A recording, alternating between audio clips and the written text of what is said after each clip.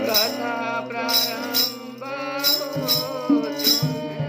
सुनौ वीर हनुमान राम लखन सिय जानकी करहु कल्याण। जय श्री कृष्ण।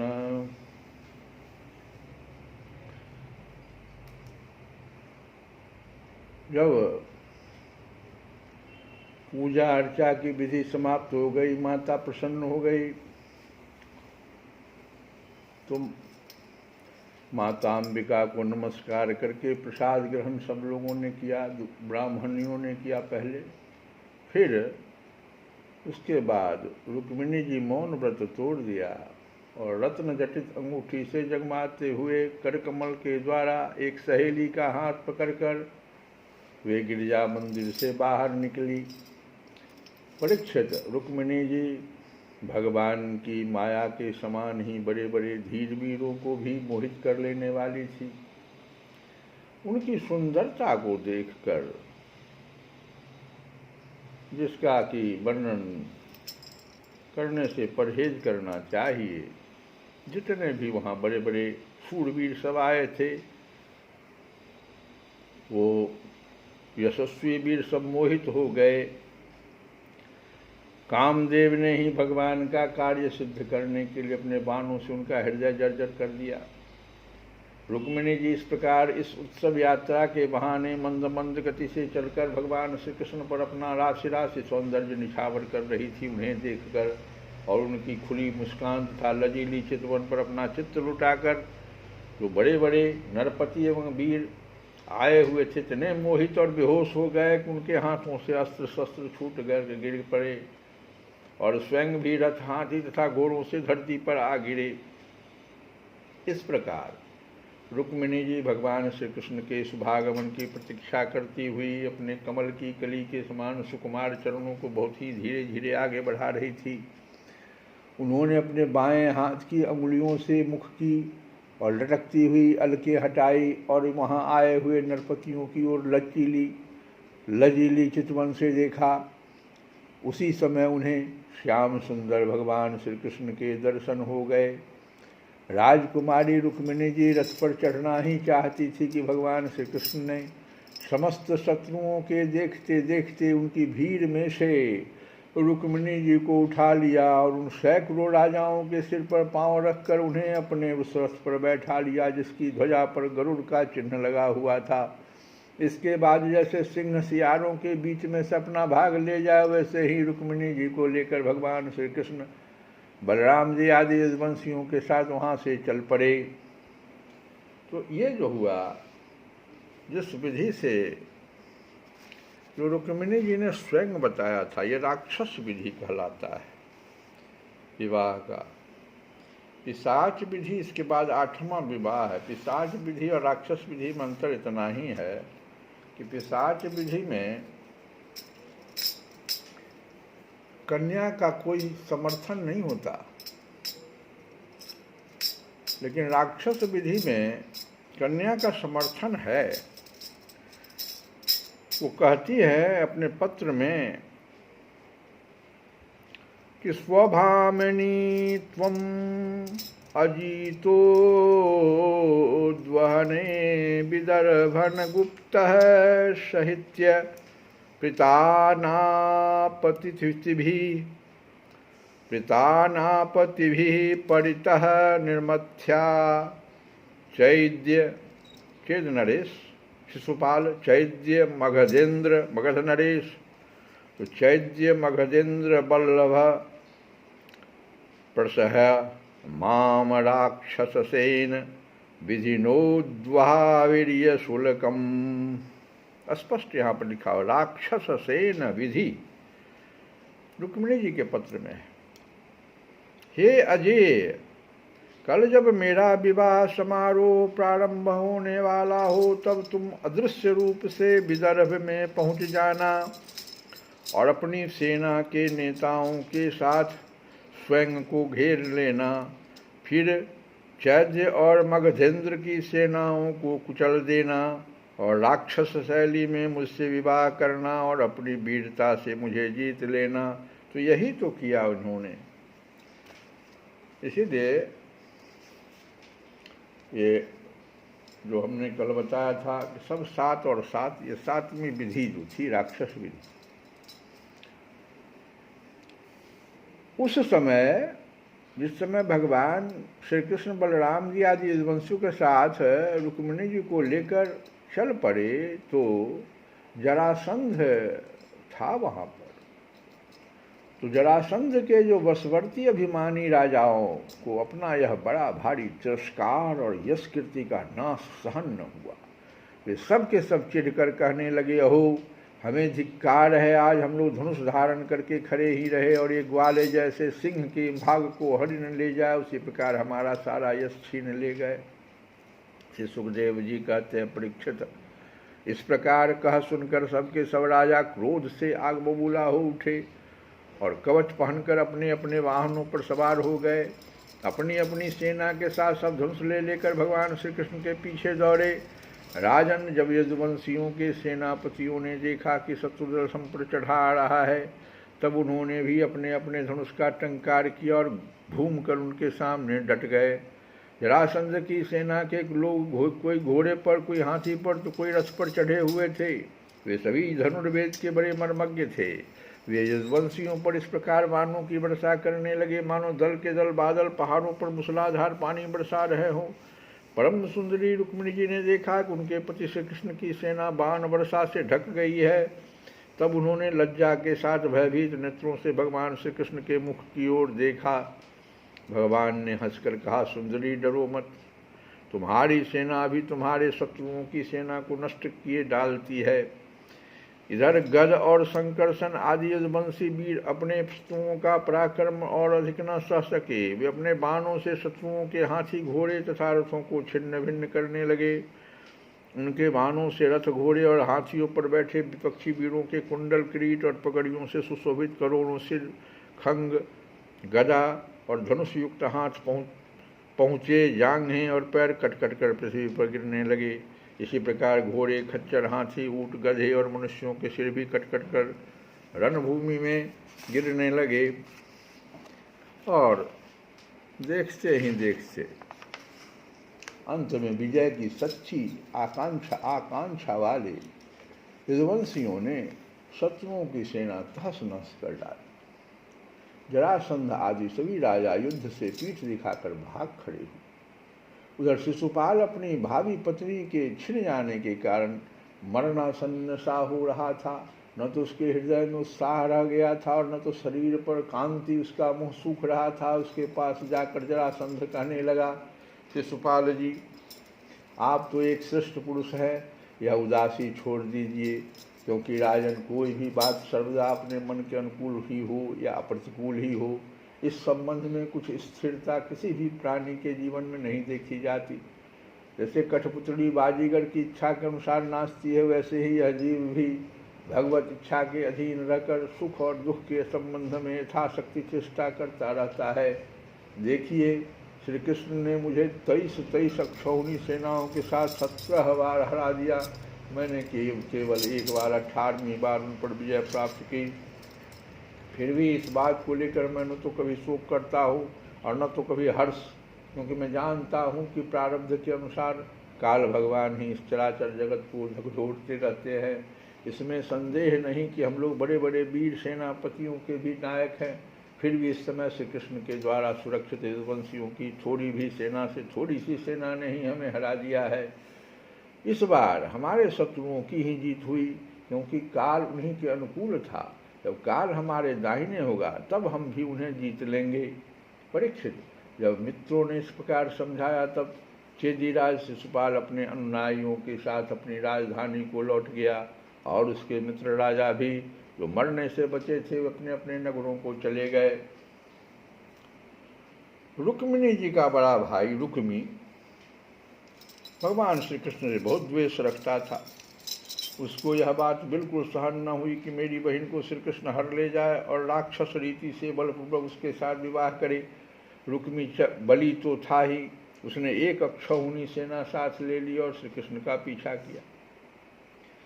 महाबाहु रुक्मी क्रोध के मारे जल रहा था। उसने कवच पहनकर और धनुष धारण करके समस्त नरपतियों के सामने यह प्रतिज्ञा की कि मैं आप लोगों के बीच में यह शपथ करता हूँ, यदि मैं युद्ध में श्री कृष्ण को न मार सका और अपनी बहन रुक्मिणी को न लौटा सका तो अपनी राजधानी कुंडिनपुर में प्रवेश नहीं करूँगा। परीक्षित यह कहकर वह रथ पर सवार हो गया और सारथी से बोला, जहाँ कृष्ण हो वहाँ शीघ्र से शीघ्र मेरा रथ ले चलो। आज मेरा उसी के साथ युद्ध होगा। आज मैं अपने तीखे बाणों से उस खोटी बुद्धि वाले ग्वाले के बलवीर्य का घमंड चूर चूर कर दूंगा। देखो तो उसका साहस, वह हमारी बहन को बलपूर्वक हर ले गया। परीक्षित, रुक्मी की बुद्धि बिगड़ गई थी। वह भगवान के तेज प्रभाव को बिल्कुल नहीं जानता था। इसी से इस प्रकार बहक बहक कर बातें करता हुआ वह एक ही रथ से श्री कृष्ण के पास पहुंचकर ललकारने लगा, खड़ा रह, खड़ा रह। उसने अपने धनुष को बलपूर्वक खींचकर भगवान श्री कृष्ण को 3 बाण मारे और कहा, एक क्षण मेरे सामने ठहर। यदुवंशियों के कुलकलंक, जैसे कौआ होम की सामग्री चुराकर उड़ जाए वैसे ही तू मेरी बहन को चुराकर कहीं कहाँ भागा जा रहा है। अरे मंद, तू बड़ा मायावी और कपट युद्ध में कुशल है। आज मैं तेरा सारा गर्व खर्ब किए डालता हूँ। देख, जब तक मेरे बाण तुझे धरती पर सुला नहीं देती उसके पहले ही इस बच्ची को छोड़कर भाग जा। रुक्मी की बात सुनकर भगवान श्री कृष्ण मुस्कुराने लगे। उन्होंने उसका धनुष काट डाला और उस पर 6 बाण छोड़े। साथ ही भगवान श्री कृष्ण ने 8 बाण उसके 4 घोड़ों पर और 2 सारथी पर छोड़े और 3 बाणों से उसके रथ की ध्वजा को काट डाला। तब रुक्मी ने दूसरा धनुष उठाया और भगवान श्री कृष्ण को 5 बाण मारे। तब उन बाणों के लगने पर उन्होंने उसका वह धनुष भी काट डाला। रुक्मी ने इसके बाद एक और धनुष लिया, परंतु हाथ में लेते अविनाशी अच्युत ने उसे भी काट डाला। इस प्रकार रुक्मी ने परिध, पट्टिस, शूल, ढाल, तलवार, शक्ति और तोमर जितने अस्त्र शस्त्र उठाए उस सभी को भगवान ने प्रहार करने से पहले ही काट डाला। अब रुक्मी क्रोधवश हाथ में तलवार लेकर भगवान श्री कृष्ण को मार डालने की इच्छा से उससे कूद पड़ा और इस प्रकार उनकी ओर झपटा जैसे पतंगा आग की ओर लपकता है। जब भगवान ने देखा कि रुक्मी मुझ पर चोट करना चाहता है, तब उन्होंने अपने बाणों से उसकी ढाल तलवार को तिल तिल करके काट दिया और उसको मार डालने के लिए हाथ में तीखी तलवार निकाल ली। जब रुक्मिणी जी ने देखा कि ये तो हमारे भाई को अब मार ही डालना चाहते हैं, तो वे भय से विह्वल हो गई और अपने प्रियतम पति भगवान श्री कृष्ण के चरणों पर गिरकर करुण स्वर में बोली कि देवताओं के भी आराध्य देव, जगतपति आप योगेश्वर हैं। आपके स्वरूप और इच्छाओं को कोई जान नहीं सकता। आप परम बलवान हैं, परंतु कल्याण स्वरूप भी तो आप है प्रभु। मेरे भैया को मारना आपके योग्य काम नहीं है। श्री सुखदेव जी कहते हैं, रुक्मिणी जी का एक एक अंग भय के मारे थरथर काँप रहा था। शोक की प्रबलता से मुंह सूख गया था, गला रुंध गया था, आतुरतावश सोने का हार गले से गिर पड़ा था और इसी अवस्था में वे भगवान के चरण कमल पकड़े हुए थी। परम दयालु भगवान उन्हें भयभीत देखकर करुणा से द्रवित हो गए। उन्होंने रुक्मी को मार डालने का विचार छोड़ दिया। फिर भी रुक्मी उनके अनिष्ट की चेष्टा से विमुख न हुआ। तब भगवान श्री कृष्ण ने उसको उसी के दुपट्टे से बांध दिया। उसकी दाढ़ी, मूछ तथा केस कई जगह से मुड़कर उसे कुरूप बना लिया। तब तक यदुवंशी वीरों ने शत्रु की अद्भुत सेना को तहस नहस कर डाला, ठीक वैसे ही जैसे हाथी कमलवन को रौंद डालता है। फिर वे लोग उधर से लौटकर श्री कृष्ण के पास आए और तो देखा कि रुक्मी दुपट्टे से बंधा हुआ धमड़ी अवस्था में पड़ा हुआ है। उसे देखकर सर्वशक्तिमान भगवान बलराम जी को बड़ी दया आई और उन्होंने उसके बंधन खोलकर उसे छोड़ दिया तथा श्री कृष्ण से कहा कि कृष्ण, तुमने अच्छा नहीं किया। यह निंदित कार्य हम लोगों के योग्य नहीं है। अपने संबंधी की दाढ़ी मूछ मोड़कर उसे कुरूप कर देना, यह तो एक प्रकार का वध ही है।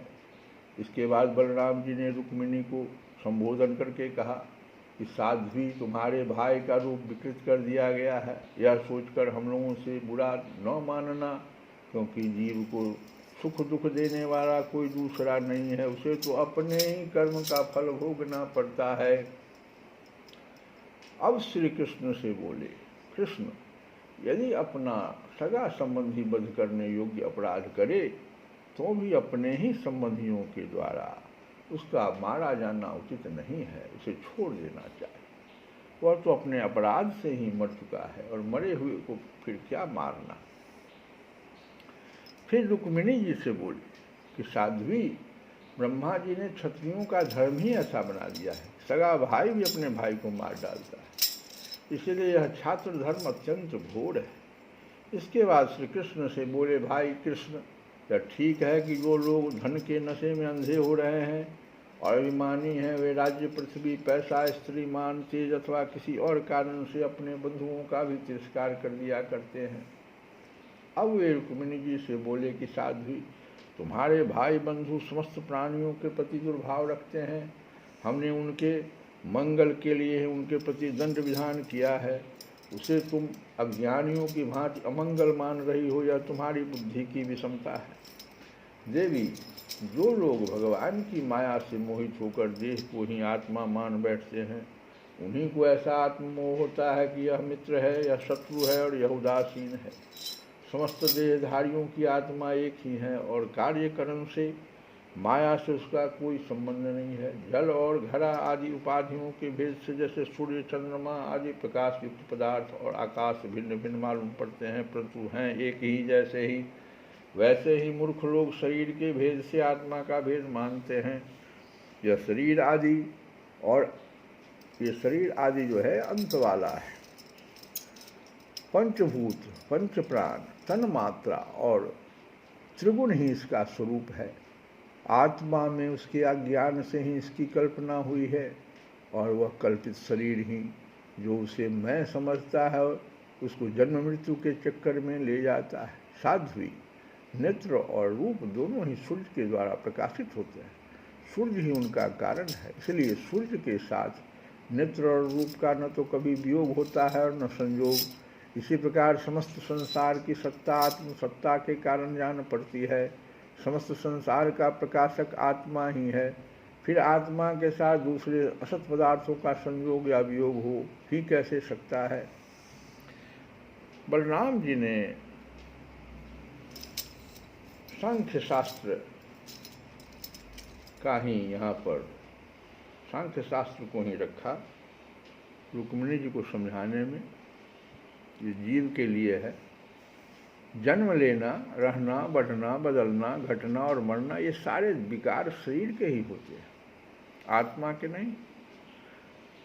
जैसे कृष्ण पक्ष में कलाओं का ही क्षय होता है, चंद्रमा का नहीं, परंतु अमावस्या के दिन व्यवहार में लोग चंद्रमा का ही क्षय हुआ कहते सुनते हैं, वैसे ही जन्म मृत्यु आदि सारे विकार शरीर के ही होते हैं, परंतु लोग उसे भ्रमवश अपने आत्मा का मान लेते हैं। जैसे सोया हुआ पुरुष किसी पदार्थ के न होने पर भी स्वप्न में भोक्ता, भोग्य और भोग रूप फलों का अनुभव करता है, उसी प्रकार अज्ञानी लोग झूठ मूठ संसार चक्र का अनुभव करते हैं। इसलिए साध्वी, अज्ञान के कारण होने वाले शोक को त्याग दो। रुक्मिणी जी बहुत शोक में थी, इसीलिए इतना बलराम जी को कहना पड़ा। यह शोक अंतःकरण को मुरझा देता है, मोहित कर देता है, इसीलिए इसे छोड़कर तुम अपने स्वरूप में स्थित हो जाओ। अब बलराम जी ने उनके स्वरूप का याद दिलाया कि तुम जो हो उस स्वरूप में आ जाओ। और यहीं पर सुखदेव जी कहते हैं, परीक्षित, जब बलराम जी ने इस प्रकार समझाया तब परम सुंदरी रुक्मिणी जी अपने मन का मैल मिटाकर विवेक बुद्धि से उसका समाधान किया और इस प्रकार से वो शोक से मुक्त हो गई। कथा को हम लोग अभी यहीं पर रोकते हैं और भगवान रुक्मिणी जी से विवाह अब करने ही वाले हैं, तो रुक्मिणी जी का जो कुछ पत्र में था भाव, उसी को हम लोग गाएंगे कि एक तो तेरे नैन तिरछे दूसरा काजल लगा, तीसरे नजरे मिलाना, दिल दीवाना हो गया। सावली सूरत पे मोहन, दिल दीवाना हो गया। सावली सूरत पे मोहन, दिल दीवाना हो गया। ओ दिल दीवाना हो गया, दिल दीवाना हो गया, दिल दीवाना हो गया, दिल दीवाना हो गया। सांवली सूरत पे मोहन, दिल दीवाना हो गया। एक तो तेरे हाथ कोमल, दूसरा मेहंदी लगी। एक तो तेरे हाथ कोमल, दूसरा मेहंदी लगी। तीसरा मुरली बजाना, दिल दीवाना हो गया। सांवली सूरत पे मोहन, दिल दीवाना हो गया। एक तो तेरे भोग छप्पन, दूसरा माखन धरा। एक तो तेरे भोग छप्पन, दूसरा माखन धरा। तीसरा खिचड़ी का खाना, दिल दीवाना हो गया। ओ सांवली सूरत पे मोहन, दिल दीवाना हो गया। ओ एक तो तुम भगवान हो, दूसरा प्रियतम मेरे। एक तो तुम भगवान हो, दूसरा प्रियतम मेरे। तीसरा सपनों में आना, दिल दीवाना हो गया। सांवली सूरत पे मोहन, दिल दीवाना हो गया। हो दिल दीवाना हो गया, हो दिल दीवाना हो गया। श्री कृष्ण गोविंद हरे मुरारे, हे नाथ